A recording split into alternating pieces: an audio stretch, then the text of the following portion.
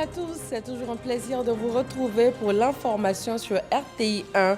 À l'une ce soir, la présentation du Salon international des technologies de transformation sur le stand ivoirien pendant le deuxième jour du Salon international de l'agriculture de Paris. Du 6 au 8 avril prochain, Abidjan va plancher sur la contribution de l'industrie du cajou à la résilience des pays africains. C'est une première depuis l'ouverture de l'ENA. La 59e promotion de l'École nationale d'administration effectue une semaine de stage au sein de l'école de gendarmerie de Cocody. Deux objectifs majeurs, l'apprentissage de la discipline et du respect de la hiérarchie. La Banque africaine de développement ouvre ses guichets au secteur privé ivoirien. La BAD a présenté aux organisations du secteur privé des solutions de financement, prêts, garanties ou encore prise de participation. Et puis ce discours du président français consacré à la stratégie diplomatique et militaire de son pays en Afrique. Emmanuel Macron a dit faire preuve d'une profonde humilité face notamment aux défis sécuritaires, climatiques et démographiques du continent. Bonsoir à tous. Au deuxième jour du Salon international de l'agriculture de Paris en France, le stand de la Côte d'Ivoire a abrité une conférence afin de présenter le Salon international des technologies de transformation. La 4e édition est prévue du 6 au 8 avril prochain, ici à Abidjan. Voyons cela avec nos envoyés spéciaux à Paris, Jean-Jacques Kwame et Adama Kéré. À Paris, au Salon international de l'agriculture, le Conseil du coton et de l'anacarde a présenté le Salon international des équipements et des technologies de transformation de l'anacarde Sieta. Au cœur des discussions de cette 4e édition, la transformation du cajou. Une transformation dont le taux a atteint les 21% en 2022 avec plus de 18 000 tonnes. L'objectif pour nous, c'est toujours la promotion de tout ce qui est équipement en termes de transformation de l'anacarde. Aujourd'hui, nous sommes au 3e transformateur de noix de cajou au monde et nous sommes en train de chercher vraiment à atteindre les 50% de la transformation au niveau local. Pour atteindre cet objectif, des plateformes de transformation ont été créées par l'État à Bandoukou, Korogo et bientôt Séguéla. C'est de pouvoir à terme avoir des agro-industries dans toutes les zones de production de noix de cajou. Et nous pensons que c'est de cette seule façon que nous pourrons permettre aux producteurs de pouvoir bénéficier véritablement du fruit de son travail. Rendez-vous est donc pris du 6 au 8 avril prochain à Abidjan au Sieta. Plus de 15 000 visiteurs sont attendus. Rappelons que la Côte d'Ivoire est le premier producteur mondial de noix brutes de cajou avec plus d'1 million de tonnes et 3e fournisseur d'amandes sur le marché international. Et on reste sur place à Paris. Le manioc et ses dérivés sont également à l'honneur. La délégation ivoirienne a décidé de mettre en avant cette spéculation qui contribue au combat de la souveraineté alimentaire. Une rencontre avec des partenaires et autres investisseurs a permis de présenter les avantages de cette culture qui a besoin d'être mécanisée. La rencontre s'est tenue au cours de la journée qui a été dédiée à la Chambre nationale de l'agriculture et aux coopératives. À Abidjan, la capitale économique ivoirienne, l'école de gendarmerie accueille pendant une semaine la 59e promotion de l'ENA. Il est question d'inculquer à ces stagiaires venus de l'école nationale d'administration des valeurs telles que la discipline, le respect de la hiérarchie ou encore la droiture. Grâce Kando. L'école de gendarmerie d'Abidjan ouvre ses portes aux élèves de la 59e promotion de l'École nationale d'administration ENA. Ils y sont pour un stage d'imprégnation pendant une semaine. Ils seront formés entre autres sur le sens de la discipline et de la hiérarchie, de l'autorité, puis de l'obéissance. Cette formation s'inscrit dans la vision du nouveau directeur général, celle de faire de l'ENA un pôle d'excellence. Ils viennent de milieux différents et notre société, notamment le monde de la jeunesse, est marquée par une sorte d'incivisme, une sorte de déni des institutions. Il fallait au moins où ils entrent à l'école, qu'ils soient reformatés, qu'ils réadoptent de nouvelles attitudes qui leur permettent de servir au mieux et avec toute la compréhension le service public, l'administration et donc l'État. Chers amis stagiaires, ici, quand vous entrez dans cette école, vous vous dépouillez de tout. Une fois le pied mis ici, vous devenez stagiaire, un point, un trait, comme tout le monde. Cela ouvre la porte à un esprit rigoureux de discipline. Nous sommes soumis et attachés à la loi. Depuis la création de l'ENA en 1960, c'est la première fois qu'un tel cycle de formation a été initié. Après le cycle supérieur, suivront le cycle moyen supérieur et le cycle moyen. Selon la ministre de la fonction publique, au thème de la formation, il s'agit de disposer de cadres bien formés dans l'administration. Chers élèves, je sais par avance, comptez sur vous, sur votre ardent désir de figurer parmi les citoyens modèles et de participer activement au développement de notre beau pays, la Côte d'Ivoire. Je ne peux que vous exhorter fermement au respect scrupuleux du programme de travail auquel vous serez soumis pendant cette semaine de formation. Au total, ce sont 676 auditeurs de la 59e promotion de l'ENA qui seront formés à la citoyenneté et au respect des règles de l'État. En économie, la Banque africaine de développement se dit prête à financer le secteur privé ivoirien. Des solutions de financement, prêts, garanties ou encore prise de participation. Une aubaine pour le monde des affaires ivoirien appelé à contribuer à 74% du plan national de développement 2021-2025 qui est évalué à 59 000 milliards de francs CFA. Mama Traoré. Le guichet dédié au secteur privé est déjà opérationnel au niveau de la Banque africaine de développement. C'est plus de 400 milliards de francs CFA déjà alloués au monde ivoirien des affaires, un portefeuille que la BAD veut élargir pourvu que les projets soient viables, créateurs de valeur et à fort impact. Les domaines ciblés sont l'énergie, les transports, les services et l'agriculture. Le secteur privé ivoirien se réjouit de cette plateforme qui permettra également de mettre en relief les nombreuses opportunités d'affaires dans tous les domaines, agriculture, industrie, transport, énergie, tourisme, etc., que comporte le plan national de développement 2021-2025, qui est en cours d'exécution, un plan auquel le secteur privé a fortement contribué à la réalisation, notamment à travers le livre blanc du patronat. L'objectif, c'est vraiment de familiariser le secteur privé avec tous les instruments de la Banque africaine de développement, mais aussi afin que le secteur privé ivoirien puisse également devenir un fournisseur de biens et services pour les projets que la Banque finance en Côte d'Ivoire. Ce sont en tout 7 solutions de financement que la BAD propose aux entrepreneurs ivoiriens. Entre autres, des prêts, des garanties, des prises de participation ou encore des produits de gestion de risque. Une rencontre d'échange entre la banque et le secteur privé s'est tenue ce jeudi à Abidjan. Objectif, mieux présenter les canaux d'accès aux appuis financiers de la BAD. Le gouvernement se réjouit d'une telle démarche. Les actions de l'État avec l'appui des partenaires consistent à apporter un soutien direct aux opérateurs privés et à mettre en œuvre les mesures ou réformes nécessaires pour réduire les coûts des facteurs et faciliter l'accès au financement. C'est pourquoi le gouvernement ivoirien a fait de l'amélioration du climat des affaires et du renforcement des capacités des PME des axes majeurs de sa politique de développement.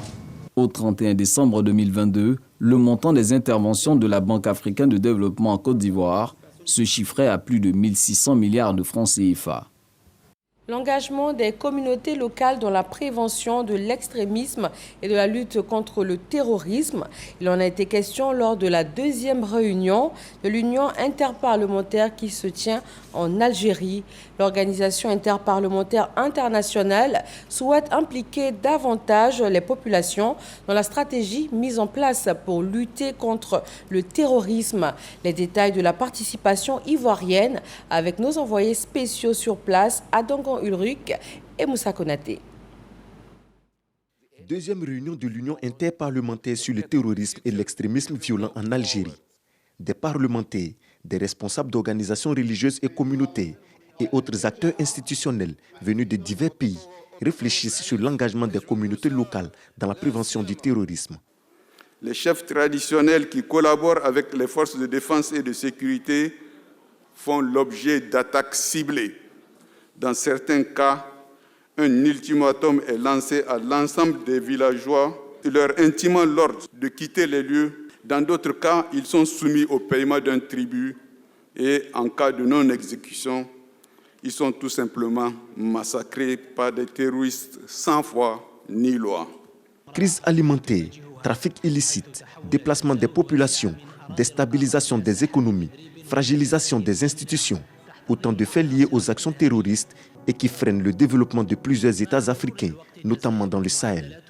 Cette situation alarmante et critique nous interpelle tous quant aux actions à entreprendre pour l'éradiquer afin de restaurer durablement la paix, la stabilité et la sécurité dans l'espace Sahel et partant dans l'Afrique tout entière. Le terrorisme et l'extrémisme violent font rage sur le continent. Il est donc temps d'agir efficacement en impliquant les populations dans les stratégies de prévention. On ne peut pas lutter contre le terrorisme sans apporter le développement. Et le développement ne peut pas se faire lorsque vous ne discutez pas avec ceux qui sont bénéficiaires. Ceux qui sont bénéficiaires de ce projet, ce sont les communautés.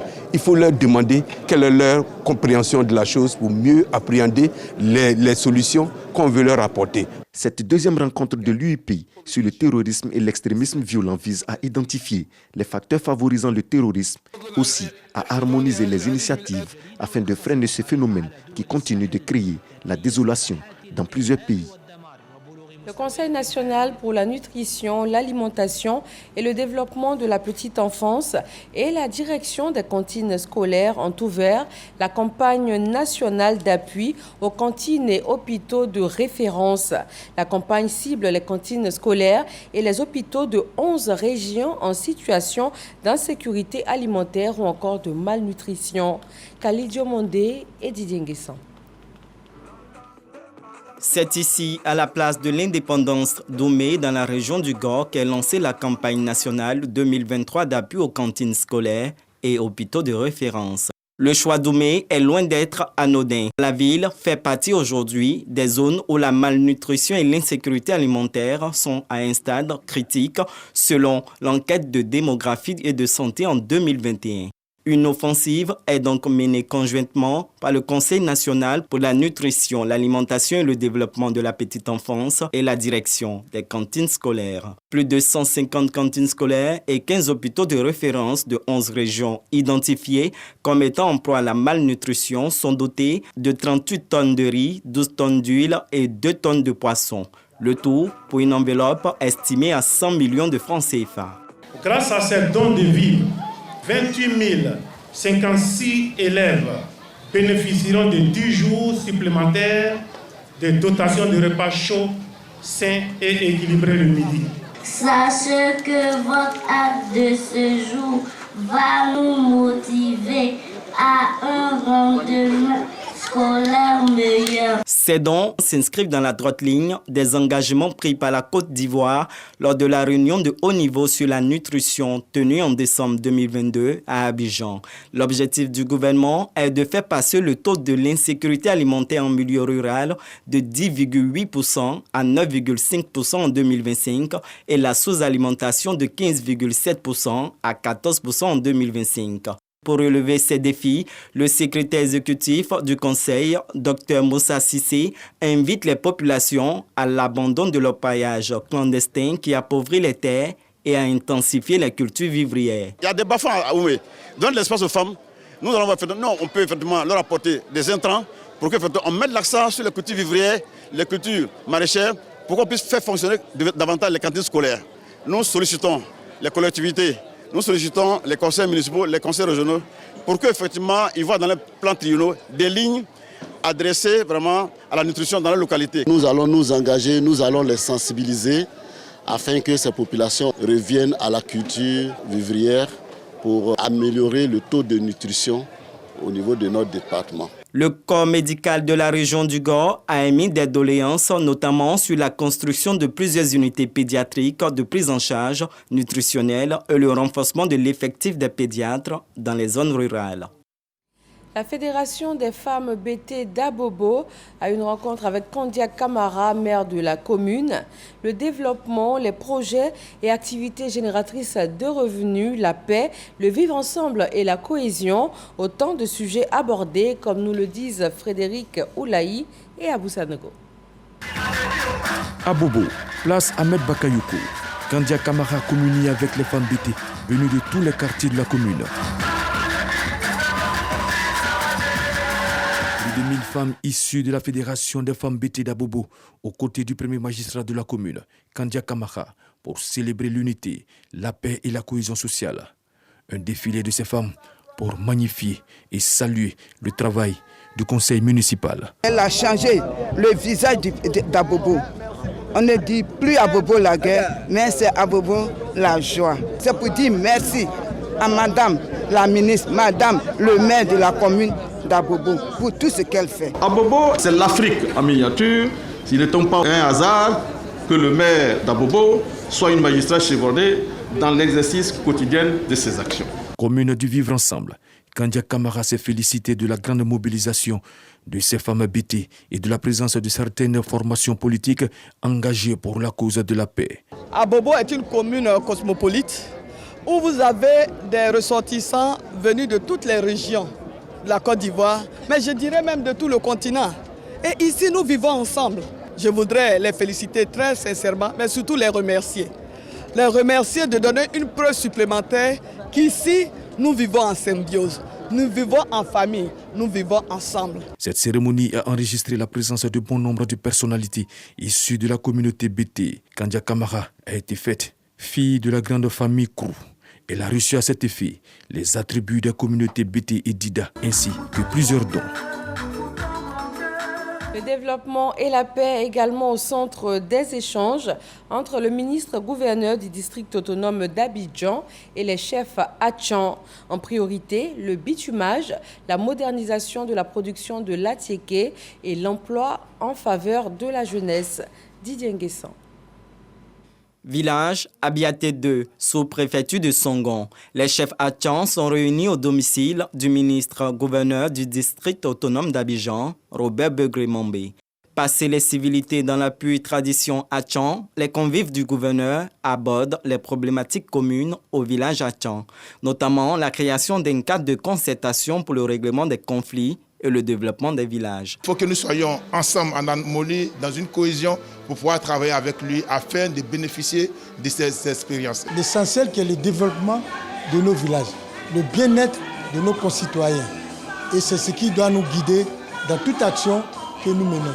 Nous allons tout faire, nous, gérants des villages, pour que la paix et la stabilité reviennent dans nos différents villages. Pour 2023, Robert Begré-Mambé annonce le bitumage de tous les villages Atchan à l'intérieur d'Abidjan, dont Agbabo et Niangon-Djemé. En bitumant les routes d'accès dans les villages, c'est dans les villages qu'on trouve des espaces où l'urbanisation peut encore progresser. Cela veut dire que la potentialité foncière est énorme. Il s'agit de trouver un équilibre entre leurs besoins propres et les besoins d'extension de la ville. L'autonomisation des femmes grâce aux usines d'Atiéké et l'emploi des jeunes sont aussi des chantiers à poursuivre. En très peu de temps, mais nous allons faire le maximum pour optimiser leurs capacités d'autonomisation et d'envie de rester dans leur village. Par conséquent, ils n'auront pas de problème de loyer. Le ministre-gouverneur a invité les chefs et leurs épouses à adhérer à l'assurance couverture maladie universelle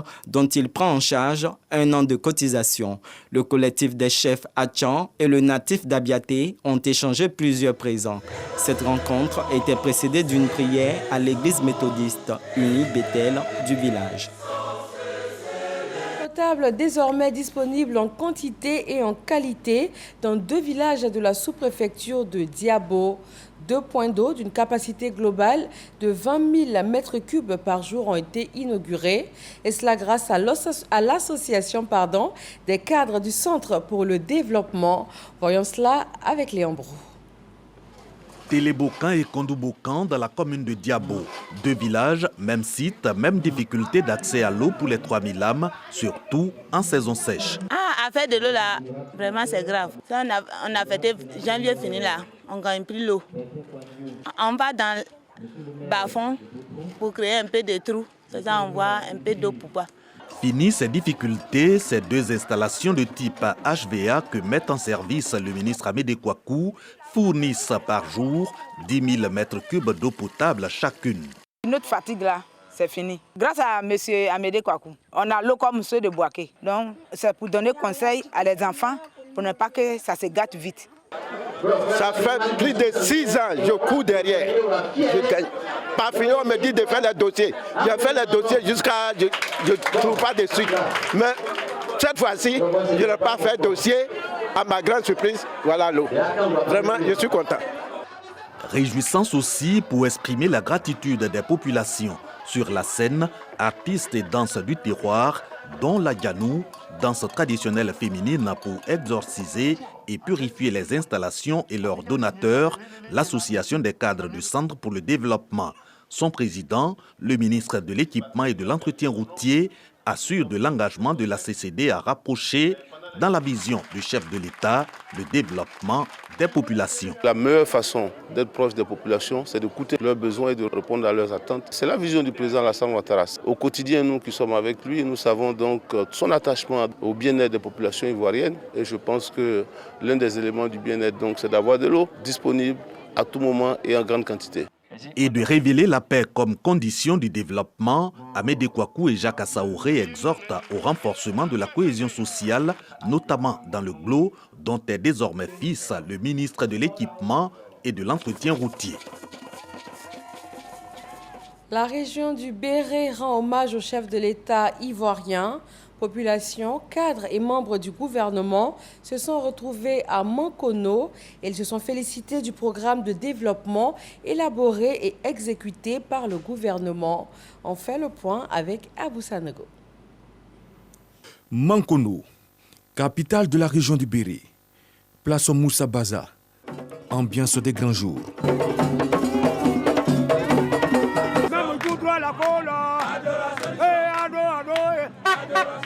Les filles et fils du Béret ont répondu à l'appel de leurs cadres et élus pour rendre hommage au président de la République Alassane Ouattara pour les grandes œuvres réalisées dans leur région. Exemple, le goudron qui commence par Tienimé jusqu'à Mankono-Seguela, c'est exceptionnel.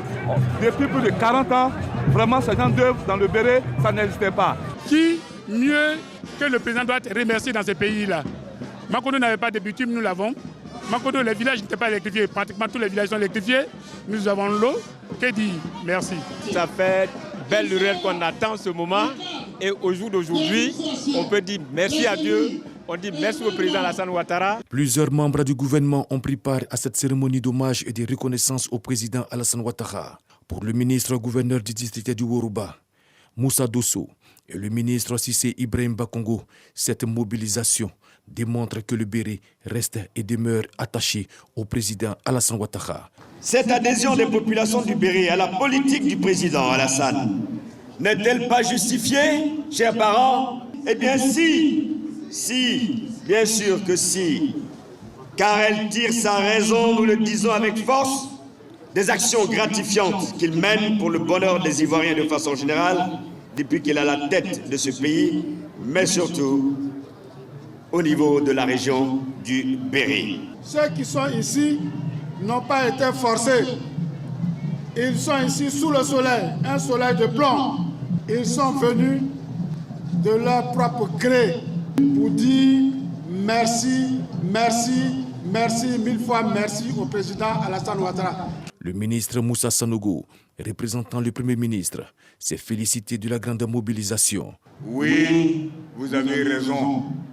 Vous avez raison de rendre hommage au président de la République, Alassane Ouattara, car qui a connu Mankono, et permettez-moi cette expression, Mankono la poussiéreuse, c'est que Mankono vient de loin. La ministre d'État, ministre des Affaires étrangères, de l'intégration africaine et de la diaspora, Kandia Kamara, présidente de la cérémonie, et le président de l'Assemblée nationale, Adama Bictogo, ont invité les populations du Béré à continuer de soutenir le président de la République, Alassane Ouattara. Tout a été dit. Tout ce qui a été fait ici, dans la région du Béré. Et je suis sûr qu'il y a des choses qui n'ont pas été dites, mais qui ont été faites. Je pense que tout cela mérite effectivement la reconnaissance des populations du Béré. Donc merci, chère population du Béré, pour cette reconnaissance à son Excellence M. Alassane Ouattara. Nous sommes venus, nous avons vu, nous avons entendu et nous allons repartir pour dire à votre fils, le président Alassane Ouattara, oui, monsieur le président, Mankolo est déjà prêt pour la bataille. Cette belle image, cette photographie du Béré réuni, oui, chers frères, chères sœurs, ce qui nous unit ici, à Mankolo, c'est le développement. C'est porter haut les idéaux du président Alassane Ouattara. Plusieurs danses de la région étaient également de la partie à cette cérémonie d'hommage et de reconnaissance au président de la République, Alassane Ouattara. Nous restons dans le nord de la Côte d'Ivoire, direction Korogo, pour la 7e Semaine nationale des arts et de la culture. Une édition couplée à la rentrée culturelle du ministère de la Culture et de la Francophonie. La ministre Françoise Remac a invité ses collaborateurs à faire de l'industrie des arts et de la culture un levier important pour l'autonomisation des jeunes, surtout à cette ère du numérique. Soro Corona. La cité du Poro transformée pour quelques jours en capitale ivoirienne des arts et de la culture. Korogo abrite la rentrée culturelle 2023 du ministère de la Culture et de la Francophonie, couplée à la 7e édition de la Semaine nationale des arts et de la culture. C'est par un panel sur les thèmes « Contribution des industries culturelles et créatives à l'autonomisation des jeunes à l'ère du numérique » que la Semaine culturelle a débuté. Les panélistes, à travers des cours magistraux, ont établi le lien entre tradition et modernité, présenté les offres d'emploi qu'offre l'industrie des arts et de la culture aux jeunes et l'apport de la culture dans le développement de la Côte d'Ivoire. Il est important pour nous de capitaliser sur l'énorme potentiel dont dispose notre pays, au même titre que l'agriculture. On a un énorme potentiel en termes de patrimoine culturel et de diversité et de transformer ce potentiel-là en richesse partagée, en prospérité, en emploi à travers la Côte d'Ivoire. Les questions de culture, d'art, tels que le cinéma, le théâtre et tout cela, et même la production audiovisuelle, sont aujourd'hui des secteurs pourvoyeurs d'emplois. Donc il n'est pas exclu que le ministère et l'agence emploi jeunes financent et accompagnent toutes ces personnes-là qui sont dans le secteur. La rentrée culturelle a été l'occasion pour la ministre Françoise Remac de rappeler que les arts et la culture sont inscrits dans les piliers de l'axe stratégique 1 du plan national de développement 2021-2023 du pays. La ministre de la Culture et de la Francophonie a donc exhorté ses collaborateurs à s'approprier la feuille de route. Le plan national de développement, c'est la vision du chef de l'État. Les industries culturelles et créatives, en tant que levier du développement local, inclusif, ont un impact positif évident sur l'activité économique, culturelle et sociale des pays et constituent un gisement d'emploi, en particulier pour la jeunesse et la femme. Françoise Remac a procédé à l'ouverture officielle du village de la Semaine nationale des arts et de la culture. Plusieurs stands sont dressés pour présenter le riche patrimoine culturel. Des conférences, des masterclass sur les métiers du cinéma, de la mode, du design et de l'audiovisuel. Des prestations, des danses traditionnelles de plusieurs régions du pays. Des concerts artistiques sont au programme de la 7e édition de la Semaine nationale des arts et de la culture à Korogo. Restant sur la scène culturelle, l'équipe de production de l'émission Bonjour nous conduit à Abosso. Les humoristes ont vécu des moments de fou rire et de connexion avec les populations qui sont venues de toute la région du sud de Comoé. Parc se reconnaît. Abosso, il est 20h. La place Étienne-Lingan bondée de monde. Cette équipe de production et humoristes de l'émission Bonjour sont présents dans le cadre de Bonjour Tour 2023. Sur scène, les humoristes se succèdent et arrivent à aiguiller le public.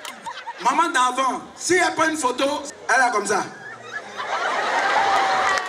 Vieux là derrière, voilà favori, pas de faire comme ça. Voilà flot du vieux, oiseau pond dedans, lui-même il ne sait pas souvent. Tellement chevelu est beaucoup. Au nom du directeur général de la RTI, M. Fosseni Dambélé, on vous dit merci. Grâce à vous, Bonjour existe encore. Cette année, c'est le 60aire de la RTI. Nous existons depuis 1963 et c'est important. Nous allons encore communier une fois avec cette population du Sud Comoué. Regardez jusqu'au fond là-bas. Ce sont des populations qui viennent de partout. Et c'est ça que nous recherchions depuis. La paix, la sérénité, la stabilité. Très heureux de la qualité des prestations, le parrain, le président du conseil régional du Sud Comoué, Dr Eugène Aka-Aoulé, a tenu à exprimer au nom des populations toute sa reconnaissance au premier responsable de la RTI, le directeur général Fosseni Dambélé, avant d'appeler les différentes communautés de la région au vivre ensemble et à la cohésion. On a passé une année 2022 extraordinaire, mais avec une petite symphonie inachevée. C'était nos 49 soldats qui étaient au Mali. Heureusement, en 2023, ils sont revenus.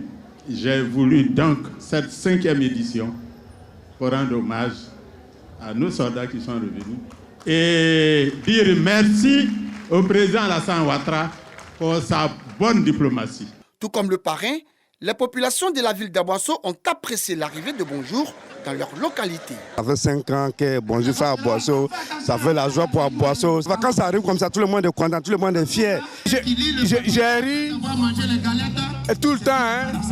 Ouais, même je coule des larmes. Donc vraiment, je suis content. Fini Bonjour à Aboasso. Rendez-vous est pris pour l'année prochaine dans la même ambiance humoristique. Non seulement elle a fini de manger, il y avait un aquarium là-bas, c'est un aquarium, elle est partie laver sa main. Elle a fini de faire ça, bien se promène dans le restaurant. Tape à tape, tonton, abargao, maman, abargao, tati, je l'ai laissé bien, je suis parti, vous assure. Ils ont été retenus après un appel à candidature. 10 jeunes cinéastes ivoiriens sont au 28e FESPACO à Ouagadougou, au Burkina Faso. Un stand de la Côte d'Ivoire est ouvert sur le marché international du cinéma et de l'audiovisuel afin d'encourager les cinéastes à venir tourner leurs films en Côte d'Ivoire. Envoyés spéciaux à Ouagadougou, Issaïo et Célestin Frodo. 2023 est déclarée l'année de la jeunesse par le président de la République Alassane Ouattara. Pour ce faire, la ministre de la Culture et de la Francophonie, Françoise Remarque, a mis un accent particulier sur la participation des jeunes à ce 28e FESPACO. 10 jeunes cinéastes ivoiriens sont sélectionnés après appel à candidature. Nous sommes là et nous nous imprégnons vraiment de ce qui se passe ici. On rencontre de grands réalisateurs, de grands acteurs et aussi le monde aussi pour nous financer. Le ministère de la Culture, pour une première, envoyer des cinéastes comme ça, comme nous, franchement c'est une grosse opportunité. On ne peut que dire merci et saisir cette opportunité-là pour pouvoir vraiment en profiter. Pour mieux vendre le 7e art ivoirien dans la capitale burkinabé, Françoise Remarque respecte la tradition en installant un stand au Mika. Côte d'Ivoire tient toujours un stand pays qui est véritablement le point de convergence de tous les acteurs, de tous les cinéastes qui sont présents au FESPACO. On leur donne un espace pour qu'ils puissent recevoir leurs différents rendez-vous. On leur offre un espace pour qu'ils puissent développer leurs différents projets. La Côte d'Ivoire comporte une diversité de paysages. Donc, ils sont des décors potentiels de tournage. Il faut donc pouvoir attirer les productions étrangères sur notre pays pour que la promotion de la Côte d'Ivoire se fasse à travers le cinéma, à travers la force des images. Une initiative saluée par de nombreux visiteurs. Je suis très contente de me retrouver à la maison, au stand de la Côte d'Ivoire. Et j'ai retrouvé tous mes parents, et frères et sœurs. Et je trouve que c'est un très beau stand. On est très présent, il y a beaucoup de stands pour la Côte d'Ivoire. La Côte d'Ivoire est en train de sortir la tête de l'eau, cinématographiquement parlant. Donc c'est déjà une bonne opportunité de la Côte d'Ivoire d'être présente au FESPACO. Le MICA est une opportunité, selon Anissé Zékré, d'inviter les cinéastes africains à privilégier la destination Côte d'Ivoire pour leur tournage de films. Puis en France, pour terminer, lors de son discours à l'Élysée, consacré à la stratégie diplomatique et militaire de la France en Afrique, le président Emmanuel Macron a dit faire preuve d'une profonde humilité face à ce qui se joue sur le continent. Il a évoqué les défis sécuritaires, climatiques et démographiques. Le président français entame dans 2 jours une tournée dans 4 pays d'Afrique centrale. Et c'est la fin de ce 20h. Merci de l'avoir suivi. Passez une très bonne fin de soirée et à demain.